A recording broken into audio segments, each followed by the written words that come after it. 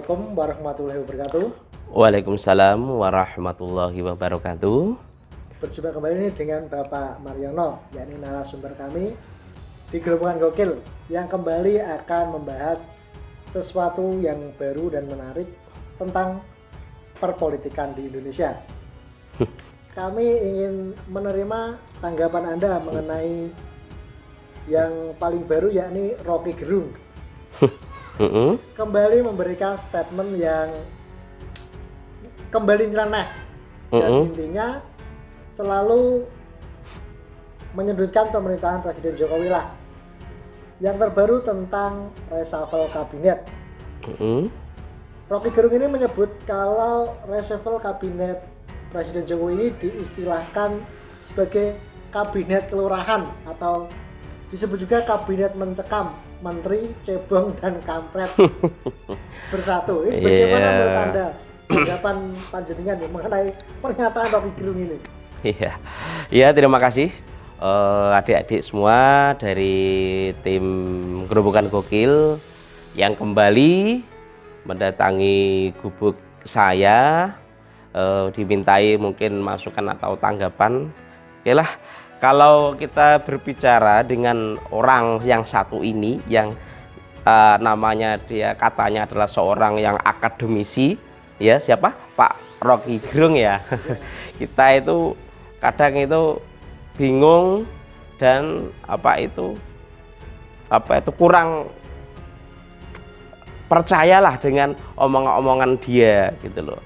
Gini Mas, kalau Pak Rocky Gerung mengatakan bahwa reshuffle kabinet Pak Jokowi yang kali ini, yang saat ini menempatkan beliau, satu adalah Pak Sandiaga Uno, kemudian ya Gus Yakub, terus Ibu Risma, kemudian Bapak Lutfi yang menjadi menteri baru ya.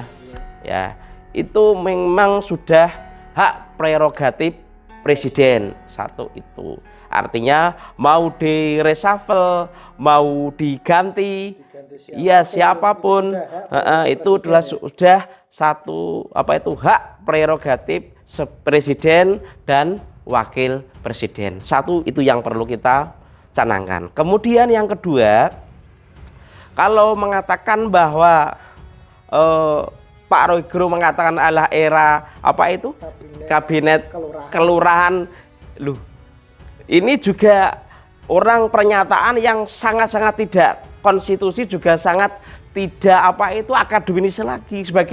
Beliau sebagai seorang akademisi yang menjadi public figure, ya tidak pantas mengatakan seperti itu gitu loh. Karena di satu sisi Pak Jokowi menempatkan orang-orang yang saya kira adalah orang-orang yang mampu untuk menjadi pengganti menteri yang sebelumnya, seperti contoh oleh Pak Sandiaga Uno. Beliau mungkin sangat tepat, sangat cocok dengan tempatnya, yaitu di bidang pariwisata atau faktor ekonomi, satu itu karena latar belakang dia adalah termasuk pengusaha Indonesia, satu itu. Kemudian yang kedua Gus Yakub ya, yang sebelumnya itu adalah ketua GP Ansor Indonesia, ketua Bangsar Indonesia. Di satu sisi juga dia adalah DPP PKB juga. Kemudian beliau adalah latar belakangnya adalah anak seorang kiai dari kalangan Nahdlatul Ulama. Dengan kapasitas beliau itu saya kira sangat tepat dan sangat cocok kalau dia adalah memimpin kementerian di bidang agama. Karena apa? Di satu sisi mungkin latar belakang beliau dari segi keilmuan keagamaannya sudah mampu dan bisa teruji dalam bidang keagamaan yang bisa mewakili umat yang ada di negara kita. Mungkin dengan segi toleransi yang beliau adalah orang NU yang tidak mengutamakan radikalisme atau tapi sifat toleransi dan menghormati dan budaya kemanusiaannya mungkin akan terjaga dari situ. Lalu mengenai istilah yang ini nih, yang agak bikin perut mual nih. Mengenai kabinet mencekam yang mencekam, ya. Kementerian Cebong dan Kampret. Ya, gini, ini saya kira Pak Rocky Gerung itu adalah salah satu tokoh yang sangat-sangat tidak profesional sekali ini. Memang gini Mas, kalau dikatakan kabinet ini adalah kabinet yang apa itu? Cekam atau cebong sama kampret, saya mohon ya untuk saat ini ya, karena politik itu dinamis.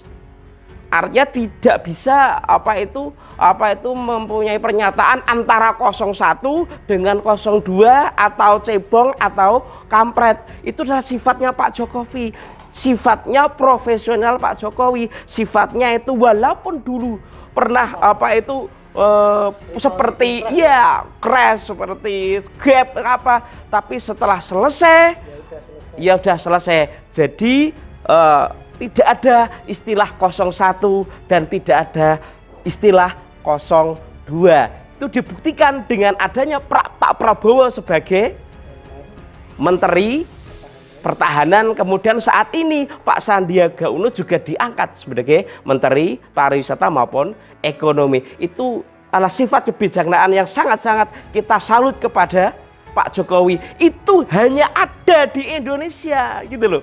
Coba kamu lihat ya, rival-rival politik orang-orang yang di luar negeri tidak ada yang ada seperti Indonesia Mas. Kita salut dengan demokrasi yang ada di Indonesia. Maka dari itu kita berharap, kita mengharapkan supaya reshuffle itu bisa amanah, bisa dipertanggungjawabkan dan bisa membawa kemaslahatan kebaikan negara kita. Mungkin itu. Jadi bisa dikatakan ini yang tadinya milih Pak Prabowo, jadi bisa dikatakan ya kalau yang tadinya di Pilpres milih Pak Jokowi ini dapat bonus langsung Pak Prabowo. Iya, iya itu secara perkataan menghibur seperti itu ya. Kira-kira nih menurut Anda apa nih ya motivasi dari Rocky Gerung nih? Kok dengan seenaknya memberikan statement seperti itu? Apa mungkin karena dia itu pas di Pilpres mendukung Prabowo Sandi dengan sebegitunya, ketika kali ini Prabowo Sandi masuk kabinet, dia langsung kecewa dan mengeluarkan statement seperti itu, atau bagaimana menurut Anda? Nah itu ya indikasi dan motifnya apa, tujuannya apa ya kita secara global tidak tahu. Yang intinya satu mungkin ya faktor kekecewaan dan mungkin faktor dia sendiri juga mungkin menginginkan menjadi petinggi negara juga, itu saya kira seperti itu. Wah, gitu loh. Bisa bayangin iya. Rocky Gerung jadi kayak apa ya? Nah, kembali lagi nih Om. Iya. Mengenai saran Anda nih kepada orang-orang seperti Rocky Gerung nih, yang kalau kita lihat ya, mereka itu tuh tidak memberikan kontribusi apa-apa ini untuk negara atau apa, tapi bisanya itu cuma mengkritik, tapi dengan istilahnya yang selalu tendensius dan menyudutkan pemerintah, atau bisa juga mengkritik yang asal bunyi gitu loh, tanpa memberikan solusi. Oh iya. Mungkin di satu sisi kembali lagi Pak Rocky Gerung itu ada faktor kekecewaan, ada faktor mungkin ada sedikit kebencian, ada faktor mungkin ingin mencari panggung atau mencari tenar atau supaya eksistensinya beliau itu diakui di kalangan masyarakat atau kalangan publik. Monggo lah, itu haknya Pak Rocky Gerung. Tapi saya berharap jadi untuk bisa menyikapi situasi ini dengan berjiwa besar itu tadi. Silahkan mengkritik, silahkan memberi masukan, silahkan menjadi satu oposisi, tidak apa-apa, tapi oposisilah yang profesional, oposisilah dengan akal sehat kita. Mungkin itu.